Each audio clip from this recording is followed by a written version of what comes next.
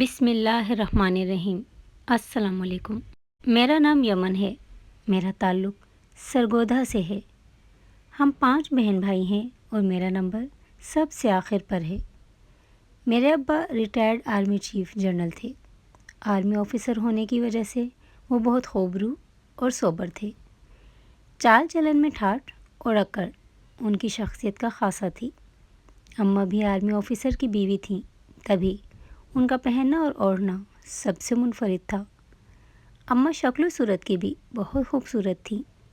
ابا اور اماں کی جوڑی بہت پیاری تھی۔ اللہ نے میرے بہن بھائیوں کی صورت میں سب بچے بہت خوبصورت دیے تھے۔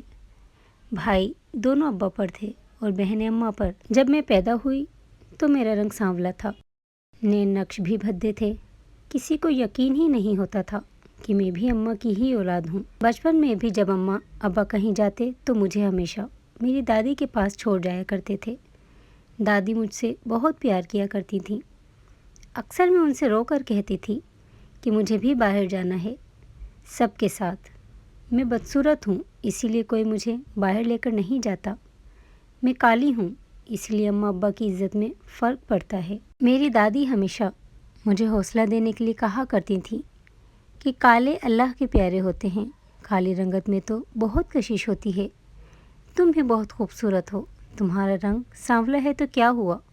لیکن مجھے دنیا والوں نے بتا دیا تھا کہ میں بدصورت ہی ہوں، جس پر مجھے آنکھیں بند کر کے یقین بھی ہو گیا تھا۔ میں بہن بھائیوں میں سب سے بدصورت تھی۔ رشتہ دار اماں سے یہ کہتے، تیری چھوٹی بیٹی کے نصیب خراب ہیں۔ بچپن میں مجھے کبھی یہ بات سمجھ نہیں آئی تھی کہ بدصورتی سے بدقسمتی کا کیا لینا دینا، لیکن وقت کے رہتے مجھے حالات نے ہر بات کا مطلب سمجھا دیا تھا کہ بدصورتی کا قسمت سے بہت گہرا تعلق ہے۔ اسکول جاتی تھی تو بہن بھائی اپنے ساتھ لے کے جانا مناسب نہیں سمجھتے تھے، اسی لیے اماں ابا نے مجھے ایک الگ اسکول میں داخلہ دلوا دیا۔ وہاں بھی جب سب مجھ پر ہنستے تو میں گھر آ کر روتی۔ ابا نے روز روز کے تماشوں سے بچتے ہوئے مجھے ایک سرکاری اسکول میں ڈال دیا۔ وہاں سب میرے جیسے ہی بچے تھے، کیونکہ وہاں سب غریب غربا گھرانوں سے آئے ہوئے بچے تھے جن کی یونیفارم گندے اور اڑے ہوئے رنگوں کے تھے۔ چونکہ میں گاڑی میں ڈرائیور کے ساتھ جایا کرتی تھی، تبھی سب لڑکیاں حیران ہو کر مجھے دیکھا کرتی تھیں۔ پہلے دن تو سب مجھے ایسے گھور رہی تھیں جیسے میں نے ان سے گردے ادھار مانگ لیے ہوں۔ ایک روز میری حیرت کی انتہا نہ رہی جب ایک لڑکی آ کر میرے ہاتھ چومنے لگی۔ کیونکہ میں بہت امیر گھرانے سے تھی، تبھی وہ ایسا کر رہی تھی۔ مجھے حیرت کا جھٹکا لگا، میں نے جھٹ سے اپنا ہاتھ کھینچ لیا۔ میرے پاس جتنے پیسے ہوتے میں اس میں سے آدھے اپنی سہیلیوں میں بانٹ دیتی تھی۔ وہاں میری ایک بہت گہری دوست بنی تھی جس کی رنگت میرے جتنی کالی تو نہ تھی، لیکن وہ دل کی بہت خوبصورت تھی۔ ہمیشہ میرے ساتھ رہتی، مجھے ہنساتی۔ جس دن میں دکھی ہوتی تو وہ مجھے ہمت اور حوصلہ دیتی۔ لیکن اب بھی مشکل وقت کٹا نہیں تھا، بلکہ مزید بڑھ گیا تھا۔ میرا ایک سہارا میری دادی اس دنیا سے رخصت ہو گئی تھیں۔ گھر سے باہر تو نمرا میری سہیلی تھی جو میرے ساتھ رہتی تھی، لیکن گھر کے اندر میں بالکل تنہا ہو گئی تھی۔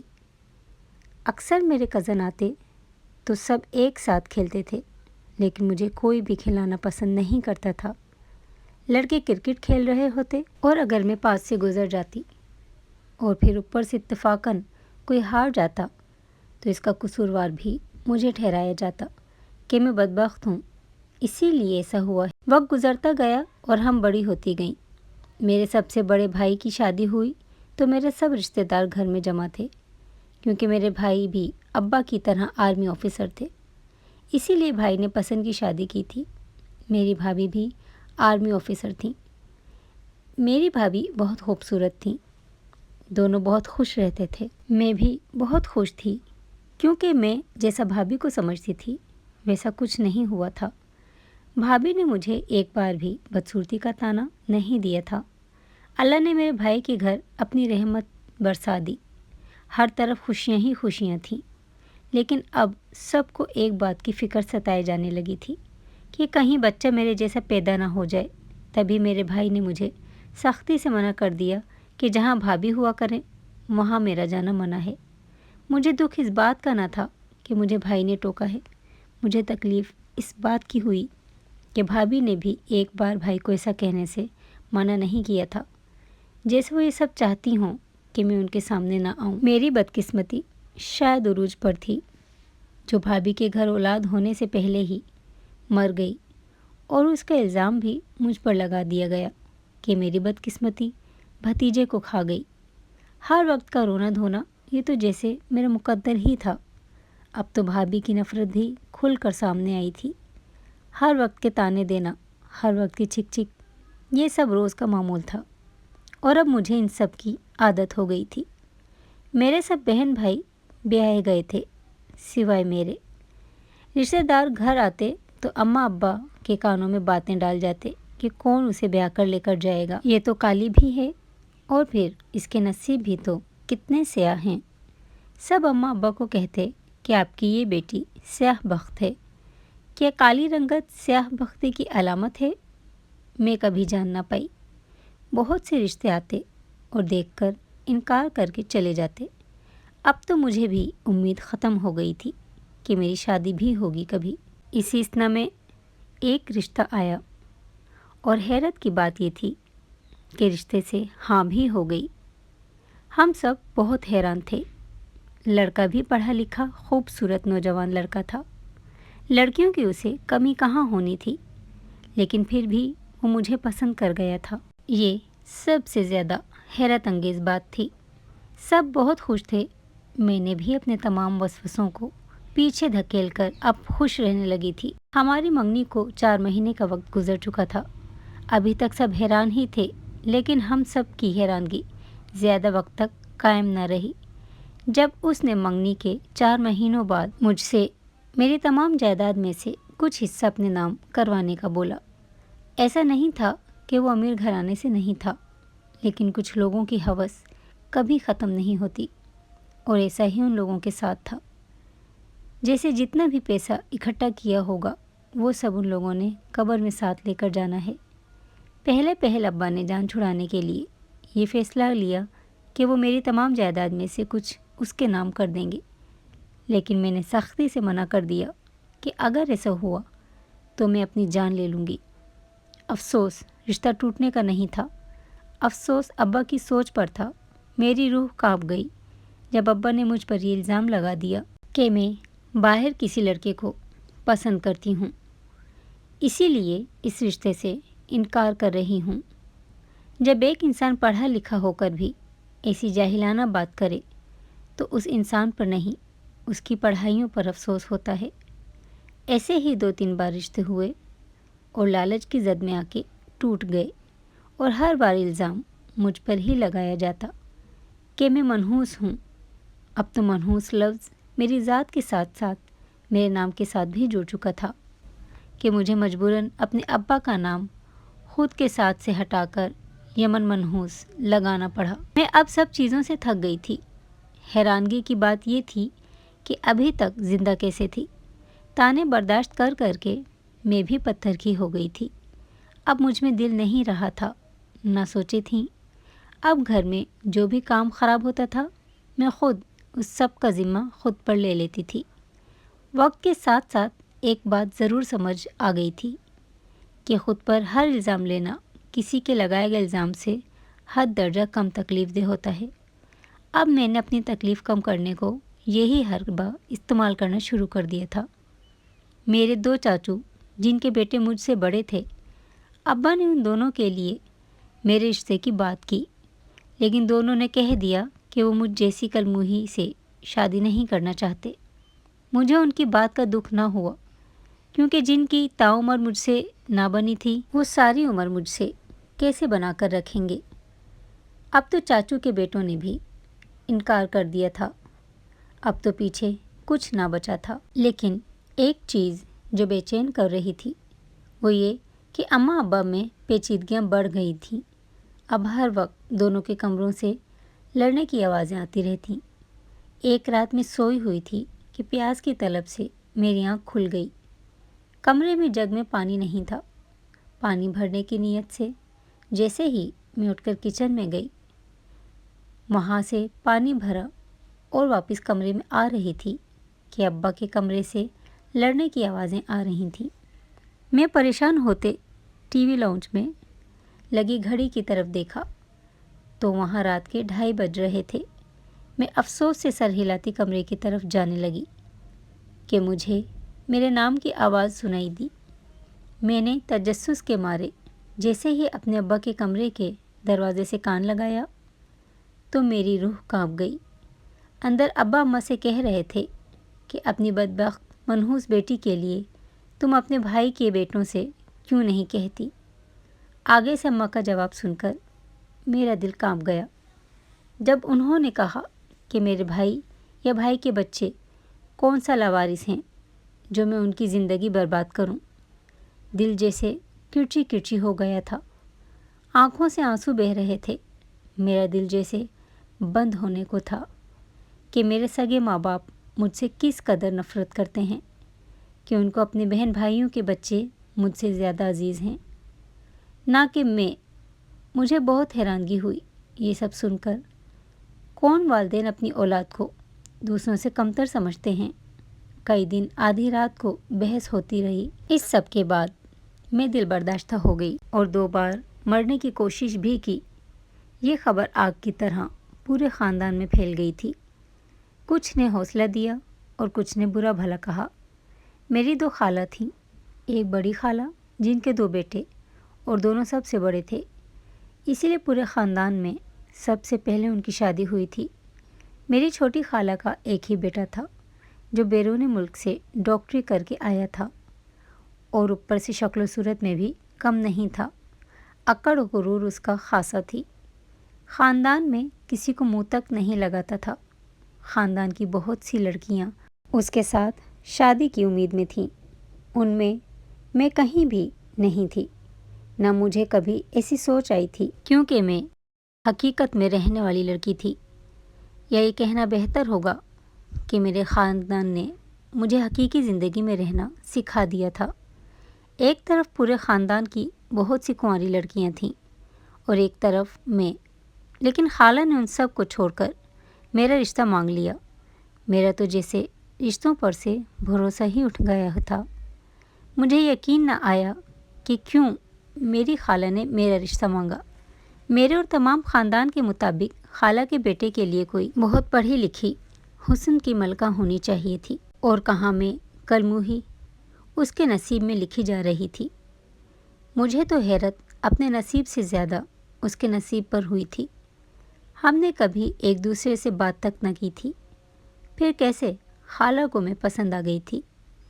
पहले पहल तो मुझे शक सा हुआ जैसे मुझसे कुछ छुपाया जा रहा है, लेकिन खाला की सच्ची मोहब्बत देखकर मेरे तमाम शक व शुबा ख़त्म हो गए। फिर वो दिन भी आ गया जब मेरा निकाह होना था। खाला के बेटे से शादी हो गई और यूँ मेरे नसीब भी खुल गए।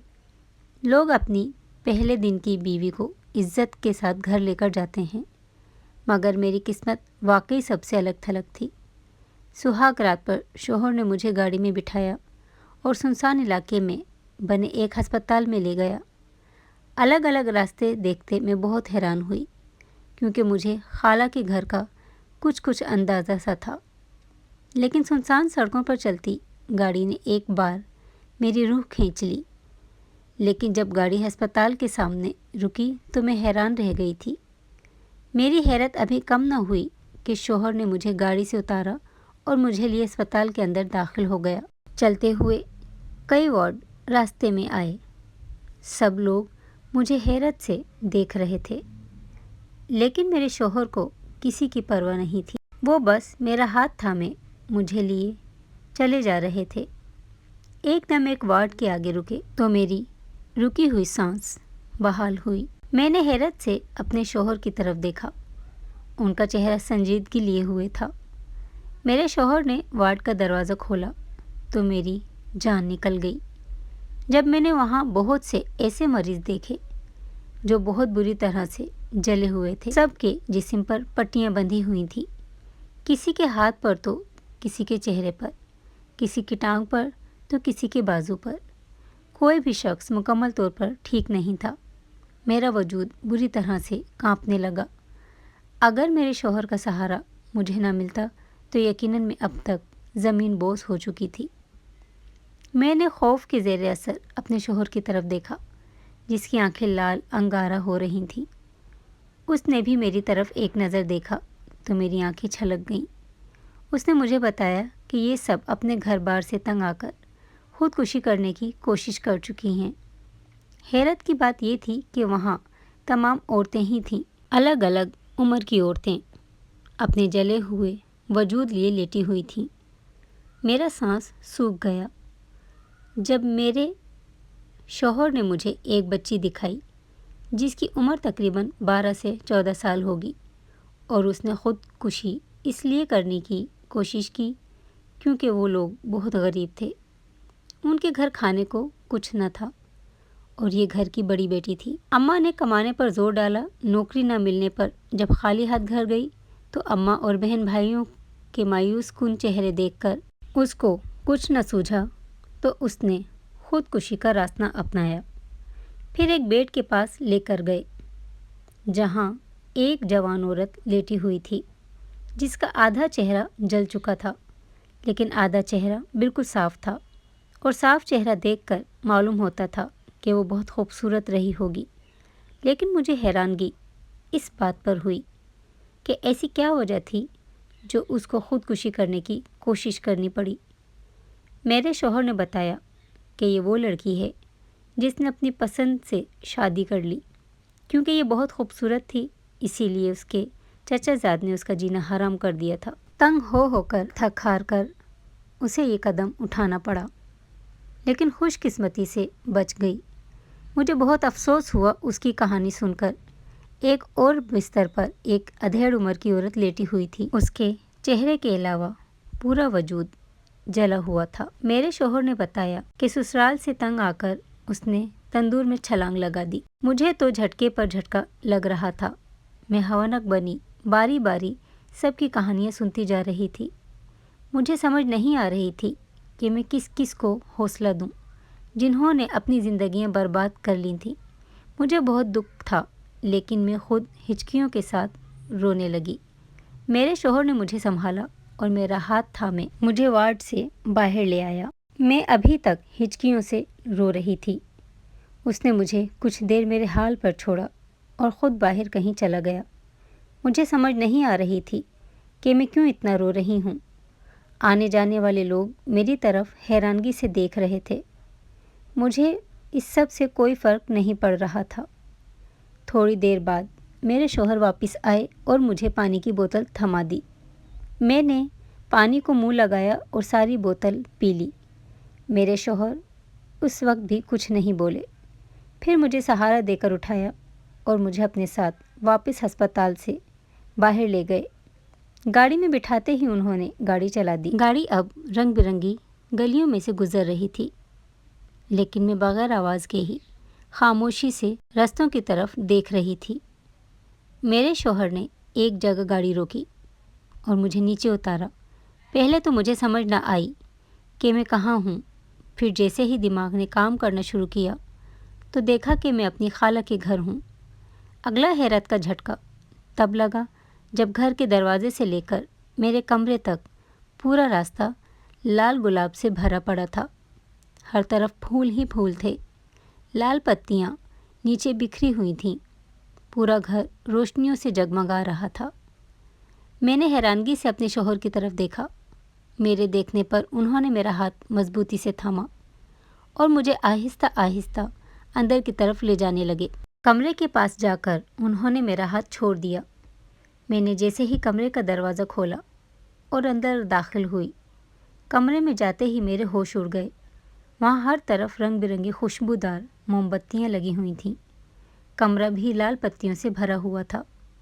یہ خوبصورت سا کمرہ، صاف ستھری سی سیٹنگ اور سونے پر سہاگا، اتنی محنت سے کی گئی سجاوٹ کمرے کو چار چاند لگا رہی تھی۔ میری آنکھیں پھر سے بھر آئیں۔ میں نے اپنے شوہر کی طرف دیکھا جو ہاتھ باندھے میری طرف ہی دیکھ رہے تھے، لیکن مجھے اتنا یقین تھا کہ ان کی کوئی نہ کوئی مجبوری ضرور تھی جو انہوں نے مجھ جیسی سے شادی کی۔ یہ سوچ آتے ہی میری تمام خوشیاں ختم ہو گئیں۔ میں نے اٹھ کر کپڑے چینج کیے और आकर खामोशी से सो गई। ना मैंने अपने शौहर से कोई बात की, ना उन्होंने कोई बात की। दोनों अपनी अपनी जगह खामोश थे। अगले कई रोज़ ऐसे ही गुजर गए। लेकिन शादी के बाद न जाने ऐसा क्या हुआ, वही लोग जो मुझे बदसूरत और मनहूस और बदनसीब कहते थे, आज मेरी तारीफ़ें करते नहीं थकते थे। मुझे अक्सर लगता था कि शायद ये सब पैसे का कमाल है, लेकिन पैसा तो मेरे पास भी बहुत था। फिर ऐसा क्यों हो रहा था, मेरी समझ से बालातर था। एक दिन थक हार कर मैंने अपने शौहर से मुझसे शादी की वजह पूछ ही ली, जिस पर पहले वो हंसते रहे। फिर मुझे नरमी से पास बिठाया और अपनी कहानी सुनाई। मेरे रोंगटे खड़े हो गए जब मेरे शौहर ने मुझे बताया कि मेरे शौहर को बाहर के मुल्क पता चला था कि मैंने ख़ुदकुशी करने की कोशिश की है, वो भी 2 बार। मेरे शौहर ने जब खाला से वजह पूछी तो उन्होंने वजह बता दी, जिस पर मेरे शौहर को धचका लगा कि आज के दौर में ऐसे कौन करता है।